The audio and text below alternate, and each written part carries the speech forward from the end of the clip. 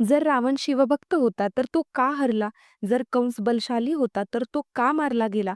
जर दुर्योधन शूरवीर होता तर तो संपूर्ण आयुष्य दुःखी का राहिला? उत्तर आहे अहंकार. अहंकार ही एक अशी गोष्ट आहे जी स्वतःलाच खाऊन टाकते. तो बघू शकत नाही की त्याच्या विनाशाची सुरुवात ही त्याच्यापासूनच झालेली असते. रावणाने विचार केला की मी अपराजित आहे, परंतु श्रीराम यांच्या एका बाणाने सांगितले, जो व्यक्ती त्याच्या मर्यादा ओलांडतो तो कितीही ज्ञानी असेल तरी त्याचा अंत निश्चित आहे. कंसाने विचार केला की मी नशिबासोबत सुद्धा लढू शकतो, परंतु नशिबाने श्रीकृष्ण यांचे रूप घेऊन कंसाला समाप्त केले. दुर्योधनाने विचार केला की माझे अधिकार सर्वात मोठे आहेत, परंतु धर्मराज यांचे एक शांत उत्तर आणि श्रीकृष्ण यांचे मौन दृष्टिकोन या सर्वांनी त्याला कुरुक्षेत्राच्या धुळीमध्ये मिटवून टाकले. ताकद तुझी नाही, ईश्वराची आहे. ज्ञान तुझे नाही, तर ते कृपेची देण आहे. जर तुझ्यात विनम्रता नाही, तर तुझे तेज सुद्धा तुला वाचवू शकणार नाहीत.